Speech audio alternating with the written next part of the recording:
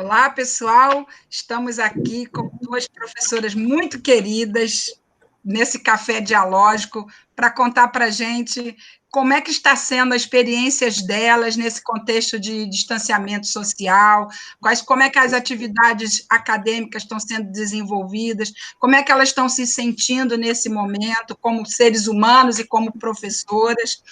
Temos aqui o prazer de receber a professora Marília Morosini, que eu acho importante registrar que é uma pessoa muito importante na minha trajetória acadêmica. É um prazer enorme, acadêmica e pessoal. Então, acho importante registrar o prazer de tê-la aqui conosco nesse café dialógico. Também a querida Geslaine, uma doçura de pessoa que eu estou tendo o prazer de conhecer por intermédio de Marília. Já estamos desenvolvendo algumas atividades acadêmicas, né, em função desse contexto de pandemia. Então, é um prazer, e aí eu quero que vocês fiquem bem à vontade, porque é uma conversa como se a gente tivesse se encontrado nos corredores das nossas universidades, ou dentro de algum evento científico, e aí como é que tá? Como é que vocês estão? O que vocês têm feito? E como o tema central hoje para nós é a questão da pandemia, como é que a gente está vivendo nesse formato remoto, então essa seria a minha primeira pergunta, se nós estivéssemos, de fato, podendo nos encontrar fisicamente. Digam, fiquem à vontade. Bom, boa tarde a todos e a todas. Eu sou Marília Morosini, é um prazer estar aqui junto à Andréia e à Ege, como eu costumo falar, né? São duas, digamos, amizades que eu fiz no meu mundo acadêmico profissional, né? Então é um prazer eu estar aqui. Eu não sei se a Ege vai se apresentar, porque já que vai ser bem informal. Boa tarde a todos.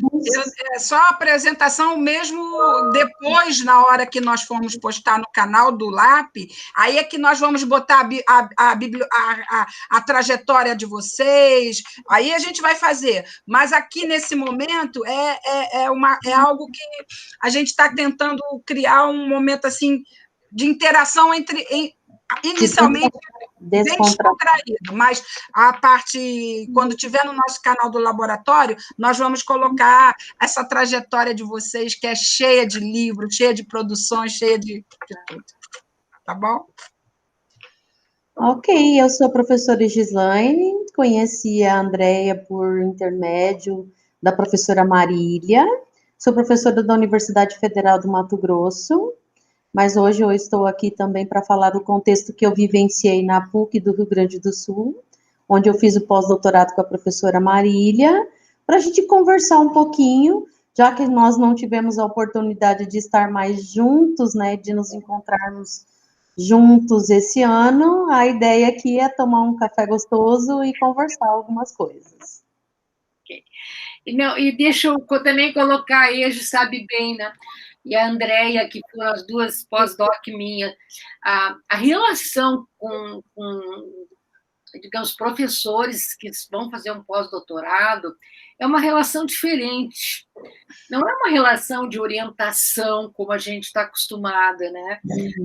Eu trabalho com IC, trabalho com mestrado, trabalho com doutorado, mas o pós-doutorado é uma relação muito gostosa. Por isso que a seleção do pós-doutorado ela é muito importante. Porque tu tens contigo uma pessoa que discute no mesmo nível. Não, eu quero dizer assim, aquela relação de eu sou a supervisora, na minha perspectiva, não existe. A gente aprende muito, vai construindo a rede. Então, eu acho que essa conversa que nós estamos tendo, que eu sempre procurei manter, é uma relação de iguais, onde, por exemplo, eu fui extremamente enriquecida. A Andréia que me trouxe o norte, a Egeslaine, a Ege que me trouxe o centro-oeste. E essa riqueza, muitas vezes com o doutorando, tu não tem essa riqueza, e até porque muitas vezes tu tem que manter uma relação, o doutorando tem prazos muito a serem cumpridos. E o pós-doc é uma beleza, o pós-doc tu tem uma amiga, onde tu vai construindo, porque aquela primeira pergunta que tu me pediu, né, vamos dizer assim, que eu pensasse, como é que eu organizei minhas atividades? As minhas atividades foram organizadas junto com a EGE. Nós pensamos junto, e aí ele sabe que eu tenho eu dou essa autonomia. O que tu acha melhor? Faça isso, faça aquilo? Na pós, vamos fazer o quê? Não é digamos assim, é um prazer ter um pós-doc. Por isso que essa seleção ela tem que ser assim, muito cuidadosa, né? E nesse momento, vocês sabem que a PUC nunca parou as atividades dela. É uma instituição confessional e nós paramos numa terça, eu acho, e eu digo que a minha sensação é que eu estava fugindo, eu peguei algumas coisas, e como eu sou do grupo de risco, eu não voltei mais lá até hoje. A sensação que eu tenho, agora já trabalhando na pergunta, eu não voltei mais presencialmente. Então, o escritório, que tinha uma samambaia maravilhosa, sei que a Eja também é a mesma coisa, ela conta, depois eu peguei 2 ou 3 livros, assim, eu estava trabalhando, foi decretado que as atividades se encerrariam, eu peguei aqueles 2 livros e fui para a minha casa. E eu tenho uma sensação que ela é como se eu estivesse fugindo, que eu deixei alguns livros que são basilares que eu deixei lá. Então, é um pouco dessa, eu não sei como é que a Eja sentiu a sensação, se ela quer relatar um pouco, né? Mas é uma sensação estranha que eu tenho. Foi realmente bem estranho. Eu que vim embora para minha casa no Mato Grosso é mais estranho, porque as minhas coisas ficaram dentro da PUC. A gente foi trabalhar na sexta-feira normal, né, Marília? Sábado e domingo veio aquela avalanche. Na segunda-feira, tudo fechado. E depois a gente não entrou mais lá, né? E eu acho que o sentimento que nós ficamos é esse da fuga, assim, parece que está fugindo da guerra, fugindo para algum lugar, deixando as coisas para trás, coisas pessoais, coisas nossas, uma anotação, uma agenda e assim por diante. E esses dias atrás, a Vanessa, nossa colega, parceira, doutoranda da Marília, esteve lá na PUC e foi fazer uma prova, né? E tirou uma foto e me mandou. E a foto era do espaço onde a gente entra na PUC. E me remeteu uma coisa tão assim, bucólica, saudade. Nossa, cadê esse lugar? Procurando na memória onde que estava esse lugar. Porque nós fomos tomados de assalto, né? E aí a gente foi, tipo, respira fundo, se tranca dentro de casa e vai. Então, acho que o sentimento, ele mistura um pouco, sabe, um pouco agora já de saudade, de ter, entre aspas, perdido esse tempo de convívio com as pessoas, né, e se retomando aí para a gente se reorganizar no novo normal, que não é novo normal, que é mais ou menos normal, enfim, daquilo que nós temos condições de ser agora. E, assim, no meu caso, eu ainda tive um problema a mais, vamos dizer assim, um problema não, uma bomba, porque nós perdemos uma pessoa da família. E aquilo foi assim, em 12 dias, uma pessoa que tinha 47 anos, entrou com Covid, em caso grave, foi entubado e veio a óbito. Aquilo mexeu muito comigo, sabe?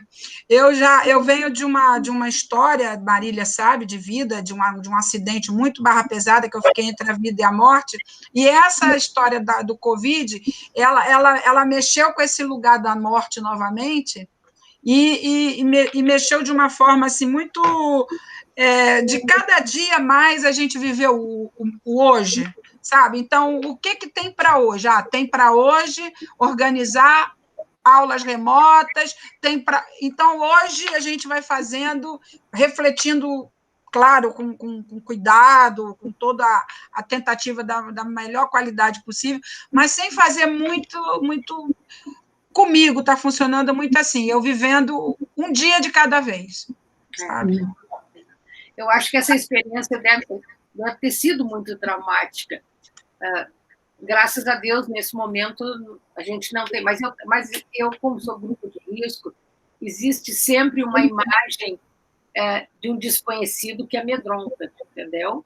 Uhum. Então, isso causa... sábado eu dei uma saída, mas que eu senti? Eu tenho medo. Eu olho as pessoas, assim, eu de máscara, e vou me embora de volta. Tu entendeu? É uma sensação de um desconhecido que a ciência ainda não chegou na vacina. Então, a grande esperança é uma vacina. Mas, por outro lado, eu também queria... Nós estamos escrevendo um texto, a EGEU, agora analisando um pouco da perspectiva, talvez, teórica do Bourdieu. O que nós fizemos? Nós estamos discutindo isso no texto. O que nós fizemos? Nós fomos para o isolamento e aí começamos a pensar, mas as mídias todas estão, digamos assim, a mil, vamos dizer assim. Nós, professores, trabalhamos muito numa lógica de conferências, né? De congressos, de uma figura lendo um texto, enfim. O que nós fizemos? Nós começamos a pensar, se nós não trocarmos a nossa forma de comunicação, nós vamos perder o nosso espaço de autoridade científica. E aí, é isso que eu quero relatar, a EJA participou ativamente, graças a Deus, nós tínhamos a EJA, tem uma capacidade maravilhosa, ela tem uma capacidade de pensar, de inovação, que muitas vezes eu não tenho, posso dizer para vocês. O que nós fizemos? Nós reunimos a nossa rede e fomos para a web. Isso foi bem no início. Nós começamos, eu acho, a trabalhar em maio nisso. Acho que junho, acho que até em junho, não me lembro a data da primeira, nós nos lançamos na rede, o grupo da Redes. Por quê? Nós começamos a divulgar, a discutir, claro que com uma base, tanto a EJA como a Vanessa nos ajudaram muito nessa fase, não com a tecnologia é basilar, mas em discutir conosco uma forma da gente chegar a esse público. E eu vejo isso na lógica do Bourdieu. Eu tenho hoje...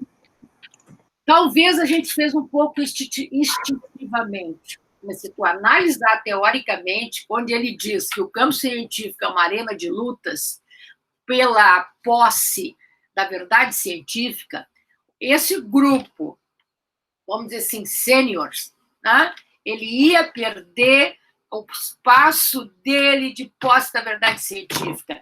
Então, nós tivemos, Andréa, aí já não preciso falar, que ela sabe, nós tivemos que nos adaptarmos a uma internet, a um canal web, a colocar câmera em computador, e tem casos, assim, de professores que nunca tinham falado no computador, vamos dizer, num Zoom. E fomos ganhando espaço. Marcamos o espaço que eu vejo hoje como uma estratégia. Por dia diz, quem conhece o campo científico, e ele é bem disseminado, é muito clara essa noção. Nós entramos no espaço das mídias, porque, senão, nós estaríamos fechadinhos em casa, inclusive, eu acho que a questão do isolamento social, nós estaríamos definhando. É um pouco disso, não sei. Eu concordo. Na verdade, a gente está assim mesmo hoje, né? Hoje, passado 6, 7 meses da pandemia, a gente está esgotado de ficar em casa. A gente já está procurando formas alternativas, a gente já está aprendendo a conviver um pouco com o vírus, então, é para fazer isolamento social, mas aí você acaba abrindo uma exceção, porque são 6, 7 meses sem ver um filho ou um neto, e aí você precisa um pouco dessa coisa que é o afeto, o carinho, né? E, quer dizer, você deixa de abraçar e de beijar, mas você começa a, pelo menos, enxergar a uma distância, né? Que não seja só pela telinha do computador. E esse momento, eu julgo, André, que a gente está extremamente esgotado em suas relações, assim, no contexto geral. Então, a gente tem o movimento do ERE na universidade, com o ensino remoto e as aulas remotas, mas está todo mundo esgotado no sentido de que precisa de afeto, de encontro, de tomar um cafezinho, de olhar, de conversar, de bater um papo, de sair e de ver pessoas, né? Esses dias atrás eu acordei com muita saudade. Eu escrevi assim no WhatsApp: eu tô com vontade de ver gente. Eu preciso ver gente. Eu preciso ver movimento, né? É o que podemos, é o que dá para ser feito. Verdade. Não, e tem ainda uma outra coisa, com essa proposição, não sei como é que se chama, do Conselho Nacional de Educação, que admite que se junte 2021, né? E que se coloque mais um ano depois do terceiro do ensino médio, né? Que foi para ser assinada no MEC, está nos dizendo que isso não termina em março de 21, pessoal. Não. Não vai terminar em março de 21. Então, o que a gente vai ter que fazer? Nós vamos ter que descobrir uma forma de conviver com esse vírus, vamos dizer assim, além de conviver com esse vírus, basicamente, fazer com que a gente não sucumba. Porque mesmo essa ida nossa para fazer vídeos, etc., as pessoas também não estão mais conseguindo assistir todos os vídeos. Eu, de vez em quando, eu assisto. Andréia, tu tem uma ideia maravilhosa, porque o teu vai estar lá no laboratório. Entendeu? A pesquisa que está lá, a gente vai e olha. Agora, essa questão de assistir a todos, a gente não tem mais essa capacidade. Eu, pelo menos, não tenho essa capacidade. Também não. Então fica a memória, né, Andréia? Fica a memória do momento registrado no vídeo e à disposição no seu laboratório. E à disposição, para a pessoa ver no tempo dela, na hora que for possível, entendeu? E fica agora, uma outra questão que está nos preocupando, e na reunião de hoje foi colocado, é justamente esse repositório, porque como é um canal de repositório privado, então, a gente fica com receio desse tanto de vídeo que está sendo produzido, né? Porque, como não sei se você teve acesso a ler o artigo que eu te encaminhei, contando a experiência do projeto suplementar, nós tivemos vídeos sobre escola militarizada, sobre Estado avaliador, financiamento, sobre o que é neoliberalismo, vários vídeos interessantes que estão lá. Mas se por um acaso houver alguma mudança nessa dinâmica do YouTube, e aí, vai para onde esses vídeos? Então, isso é uma preocupação que nós estamos, e a universidade, a UFRN, também está pensando nisso, está vendo como viabilizar. Eu acho que Marília tocou numa coisa que, antes da pandemia, já estava me incomodando.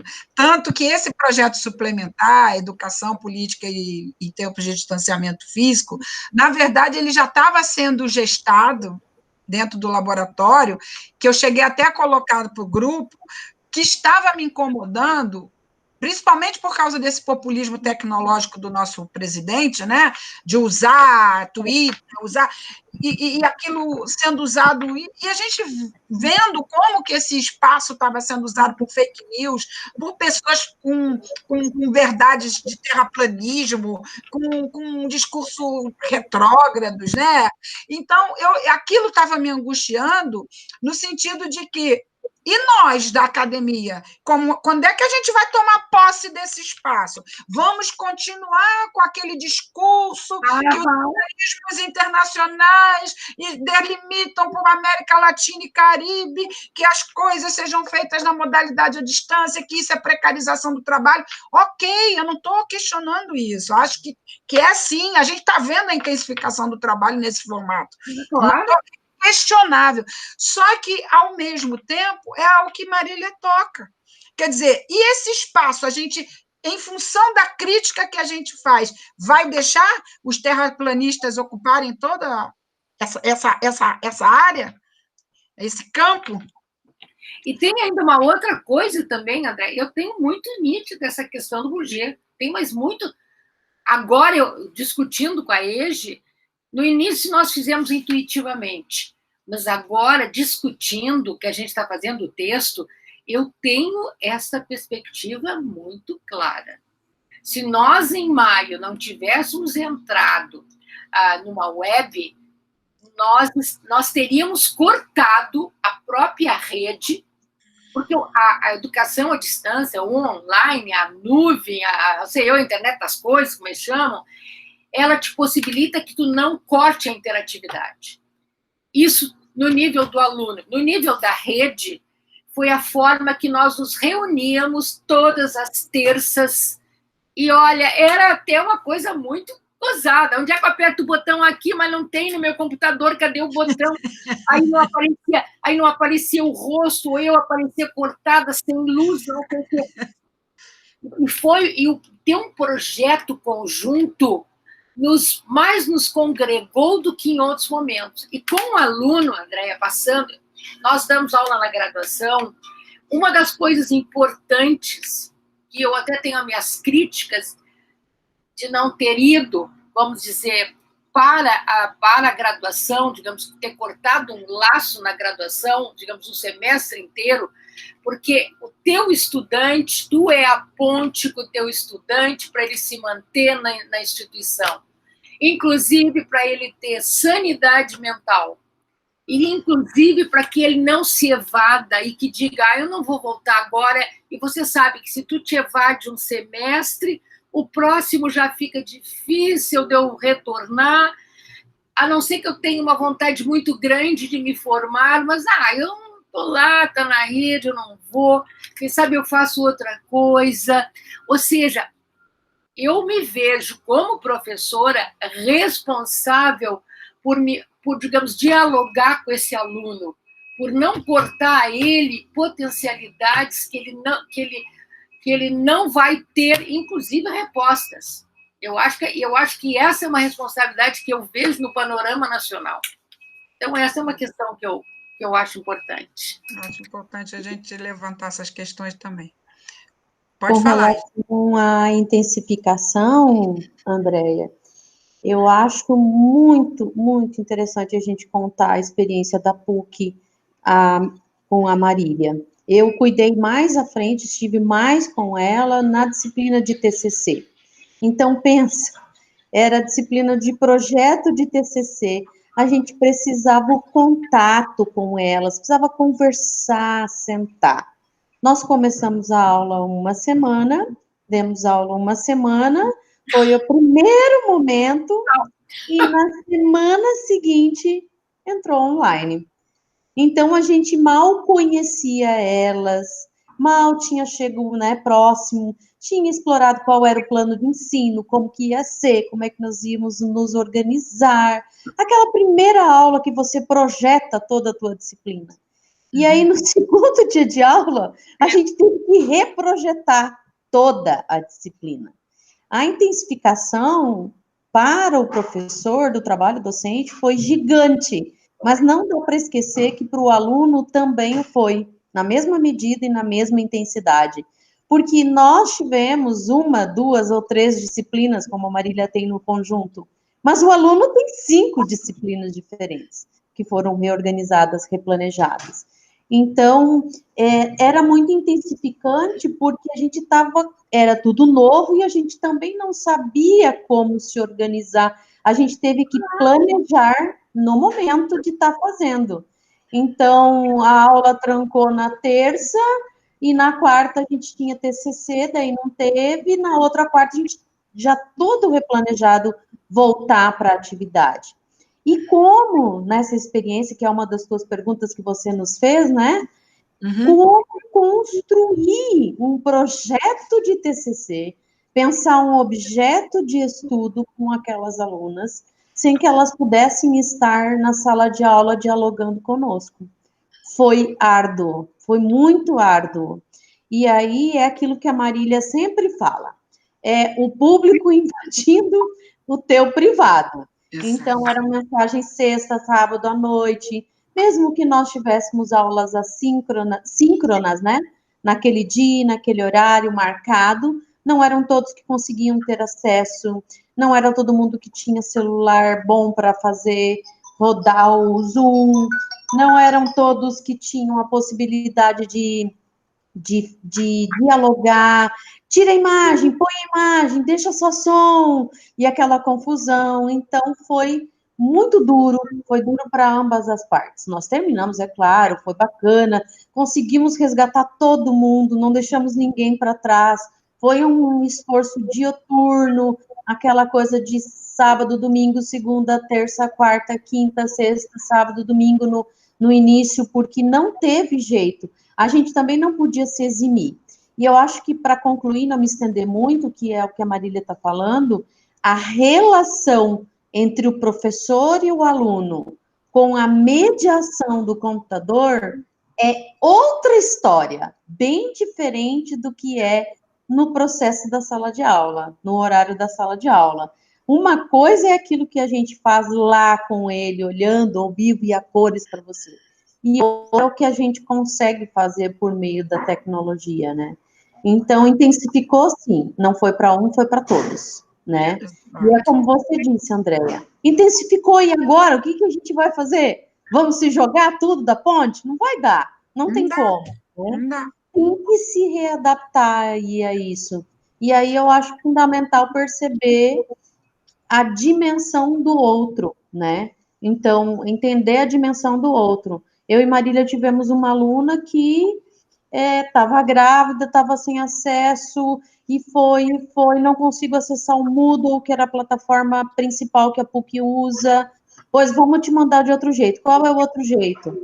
WhatsApp, que a gente sabe que é a forma mais acessível, porque é onde as operadoras também oferecem pacotes gratuitos, então aquilo que tinha no Moodle tinha no WhatsApp, o que não tinha lá a gente mandava por e-mail, a pessoa podia baixar no trabalho, então foi dioturno, foi intensificante, mas é o que nós temos que fazer nesse momento, a gente não pode de toda forma abandoná-los, porque é o que a Marília disse, a evasão vai ser grande, né, a gente nem tem ideia do tamanho que seja hoje ainda. Não tem ideia. E também tem uma questão que eu acho que a EJA coloca, essa trabalho, porque nós não fizemos EAD, né? Vamos ser claros, nós fizemos ensino emergencial. Foi aquela emergencial e nos jogamos. Mas uma das coisas que eu vejo, talvez isso seja um pouco... Eu sou professora aposentada de uma federal também, né? Eu vejo isso um pouco diferente. O que eu senti na PUC é que, quando isso para, eles tomaram a decisão e sempre nos apoiaram. O que eu quero dizer com apoiar? Tutorial para fazer isso, não funcionava o teu Zoom, tu tinha um número de telefone que tu ligava, eles te respondiam.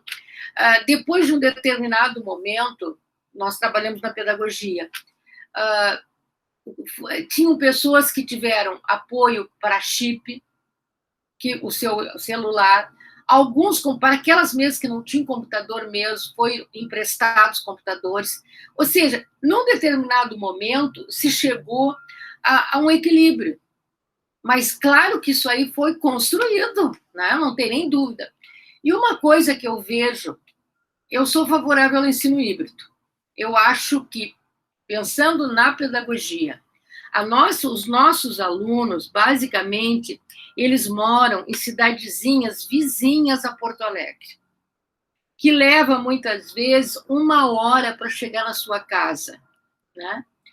É um curso noturno, pessoal.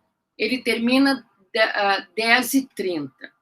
O que eu verifiquei nesse momento, numa outra disciplina que eu trabalho, que é Educação em Ambientes Não Formais?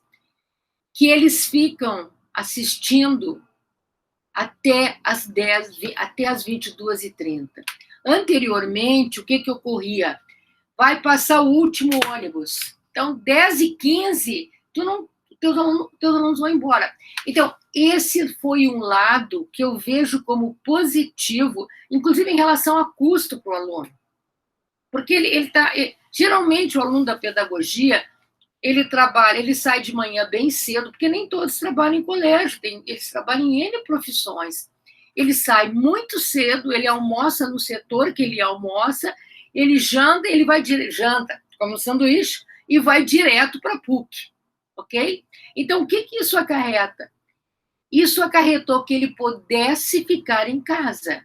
Claro que tem disciplinas que vai fazer um estágio como? Eu sei que eles estão ocorrendo, mas não, nas disciplinas que eu trabalho, que são mais teóricas ou mais de pesquisa, é possível fazer isso. Claro que a gente sente uma grande saudade de poder puxar a cadeira, sentar aqui, frente a frente, embora dá para fazer trabalho de grupo, etc., isso é possível. Mas muitas vezes passar a mão numa pessoa, sabe, aquele gesto que dá vamos dizer que, olha que legal, né? Agora, o que eu vejo assim, é que o professor ele tem que ter, é a minha perspectiva, tu entendeu? Ele tem que ter uma perspectiva positiva, porque eu preciso passar essa perspectiva positiva para o meu aluno. Eu não posso cortar o laço. É um pouco disso que a gente tem, que eu tinha para dizer, né? Ok, muito obrigada. E, assim, uma outra questão que eu não sei se vocês, só para a gente fechar, porque a ideia não é ser tão longa, é a questão de alguns aspectos que nós já sabíamos que tínhamos, como a questão das desigualdades, né? A desigualdade já era mais do que patente, mas a gente meio que jogava para baixo de um tapete imaginário, e eu acho que o contexto da pandemia, pelo menos eu vejo hoje colegas que pelo contrário, dava falta, porque o aluno não conseguia chegar, e que tem que estar na minha aula, se não chegar, tal horário ganha falta, e agora esses mesmos professores que tinham esse comportamento estão se preocupando, isso eu estou achando bacana, se preocupando que aquele aluno que não chegava porque estava vindo do trabalho, ele não tem um computador que seja só dele. Muito dos trabalhos dele são feitos num celular que não tem um acesso a um SIGA, por exemplo, que é o nosso sistema acadêmico que já existia, que para baixar certas coisas no celular é mais complicado, que para ler um texto no celular é mais complicado. Só que isso tudo sempre existiu. Nós sempre tivemos alunos que não tinham o que comer, quando chegava de um dia inteiro de trabalho à noite, ia comer um bogos, né? Então, isso tudo, só que esse contexto de pandemia, o que eu acho muito bom, ele fez nas nossas reuniões, e isso eu achava muito bacana de ver, os colegas falando, mas nossos alunos não têm o mesmo acesso social, não têm as mesmas condições tecnológicas. Aí até eu pensava comigo, né? Algumas vezes coloquei isso na reunião, outras não, pensava só comigo, que bom que esse mesmo colega que dava falta, porque o aluno chegava atrasado 10 minutos na aula, porque estava vindo do trabalho, porque pegou engarrafamento, agora está preocupado que ele não tem computador, que ele não tem uma boa internet, né? Então, isso foi bom. Isso, nesse aspecto, foi bom, né? Porque as outras questões que a gente já sabia, por exemplo, para quem trabalha, como eu transito, pela pesquisa sobre evasão, sobre permanência, sobre inclusão na educação superior, essas coisas, para mim, já eram muito patentes, muito visíveis, né? Então, achei bom para eu não ser crucificada aqui nesse vídeo, eu não estou dizendo que foi bom esse contexto terrível, que para mim foi muito traumático, eu estou dizendo assim, um aspecto que trouxe para a gente, para algumas pessoas enxergarem algo que dentro das nossas instituições federais, segundo os resultados do fórum da Forprace, da Andifes, mais de 70% dos nossos alunos, a média de renda per capita da família é de 1 a 1 salário mínimo e meio. Então, isso é um dado de realidade que a gente, às vezes, esquece, né? Então, nós temos esse problema, realmente temos esse problema que esse contexto mostrou.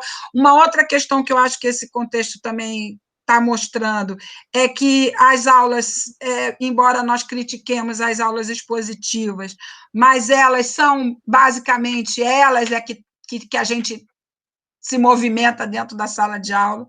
Então, esse contexto, isso aí ficou muito evidente. Então, por exemplo, hoje à noite, eu tenho uma turma que eu começo 15 para as 7 e é para terminar 10 e 15.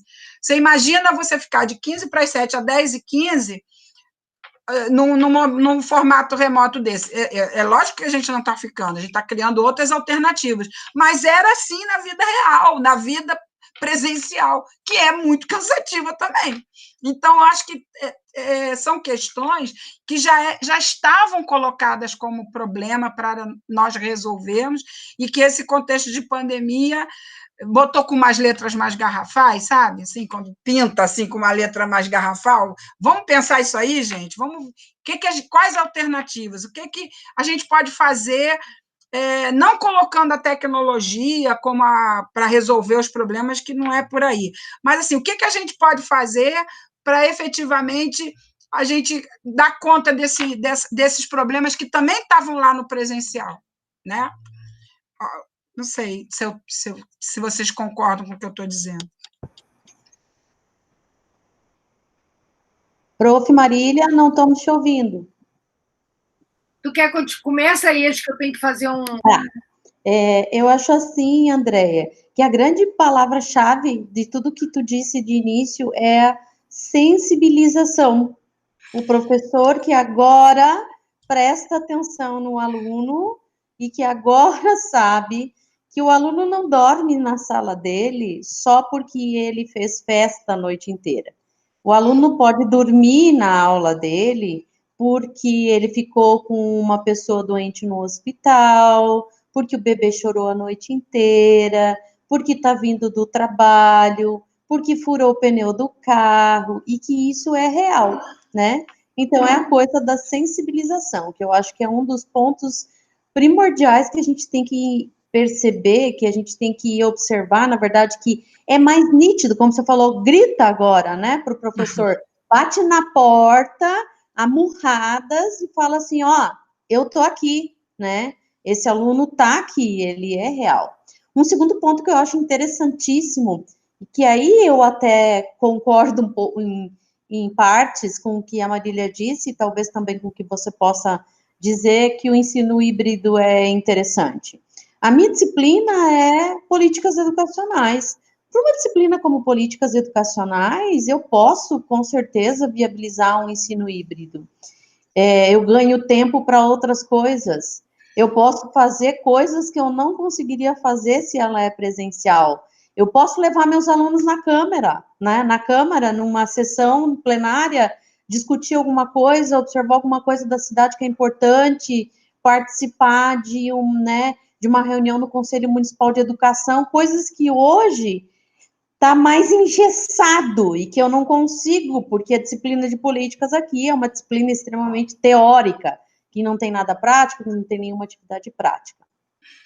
E quando eu digo, também não quero ser crucificada aqui, concordo um pouco com a questão do híbrido, é porque, assim, a mãe da criança, que trabalha o dia inteiro e que é aluna nossa da pedagogia, ela vai para casa correndinho, liga o computador, ouve a aula o tempo inteiro e consegue lavar a louça, dobrar uma roupa, e ela consegue prestar atenção no que está acontecendo.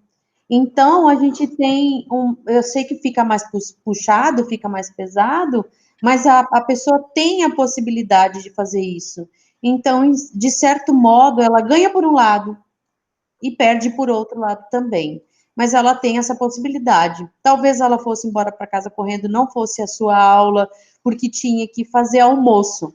Nossa, quantas vezes eu já coloquei meu celular rodando uma live e fui fazer meu almoço tranquilamente, né? Liguei numa caixinha conectora para ficar mais alto e fui varrer a casa, né? Fui fazer um trabalho doméstico.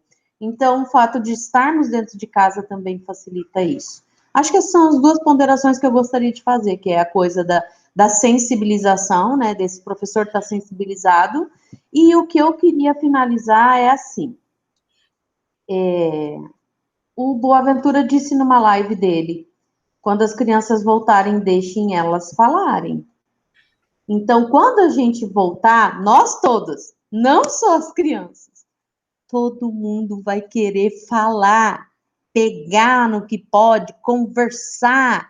Todo mundo vai estar enlouquecido, querendo participar de tudo, né? Querendo, sabe, aquela coisa de mergulhar de novo naquele universo, né? Vai querer ir correndo para a cantina também e não assistir a nossa aula para poder encontrar uns amigos. Então, quando a gente retornar presencialmente, que nós não sabemos quando será, a gente tem que repensar também como serão as nossas atividades. Eu não posso simplesmente abrir a sala, colocar um conteúdo no quadro, fingir que nada aconteceu em, sei lá, um ano, né? Um ano de nossas vidas, né? Tá no ano 1 pós-pandemia, né? Que eu brinco, o ano 1 pós-pandemia.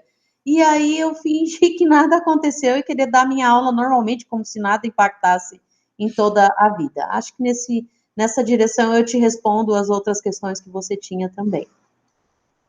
E eu também fazendo uma colocação, cada um fala do seu espaço, né? Vocês sabem que eu trabalho com internacionalização. E a internacionalização sempre foi o sonho do avião. Ou seja, somente uma elite pequeníssima tinha condições de estudar fora.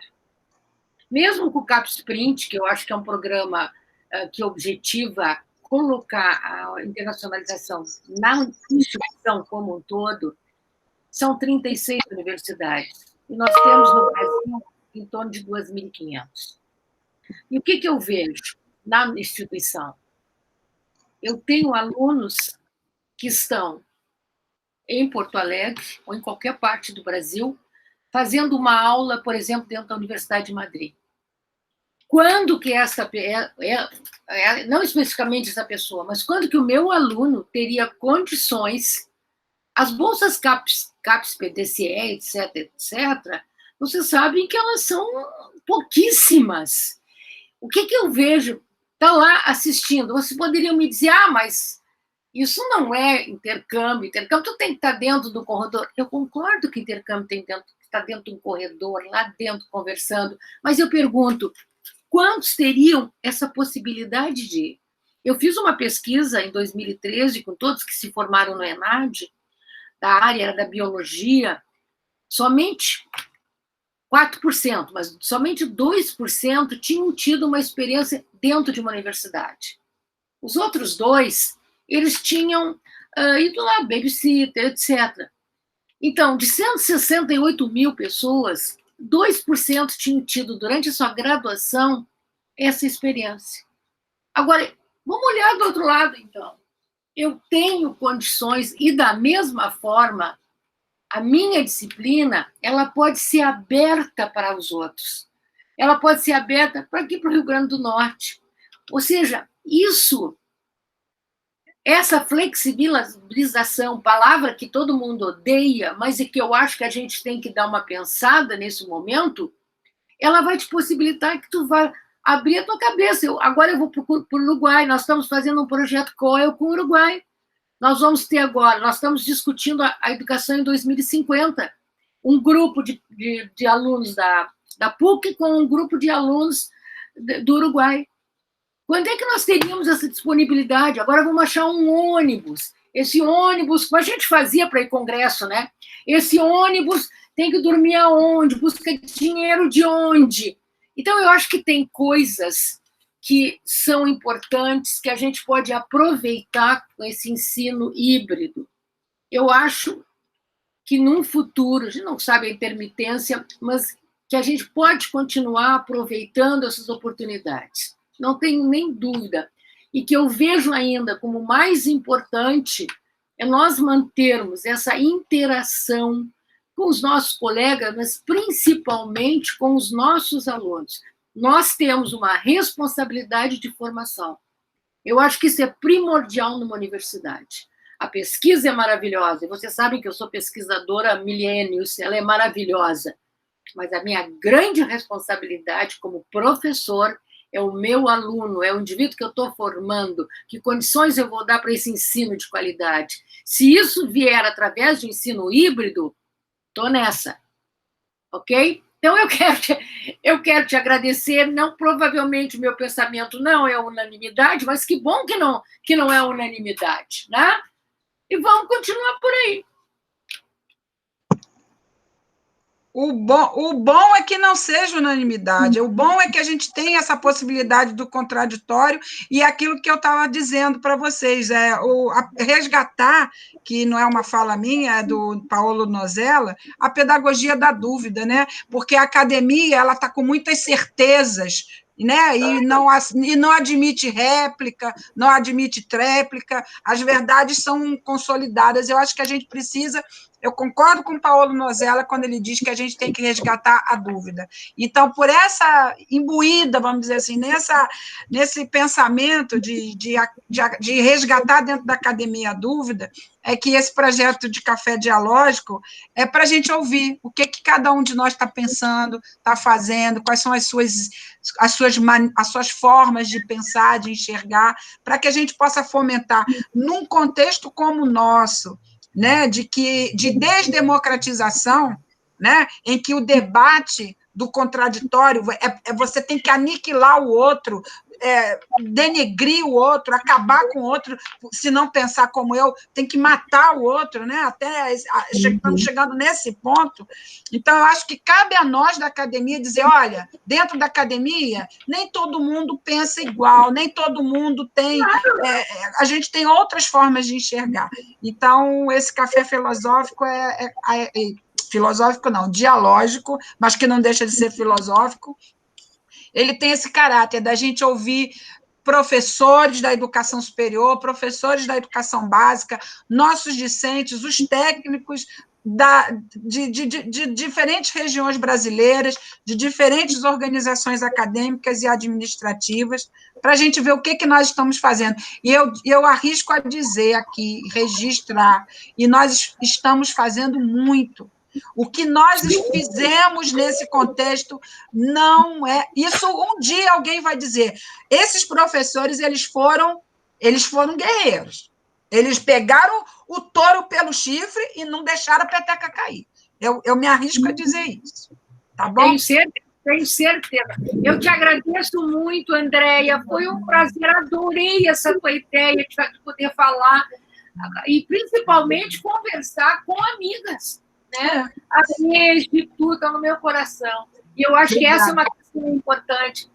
Nós somos professores, pesquisadores, mas nós somos seres com grandes emoções. Exatamente. Obrigada, gente. Muito obrigada. Muito obrigada. Beijo. E vamos lembrar que a gente autoriza, né? Autoriza. Isso, Autoriza o uso da imagem da voz? Autoriza. Claro. Obrigada. Para vocês todas. Tchau. Tchau. Tchau.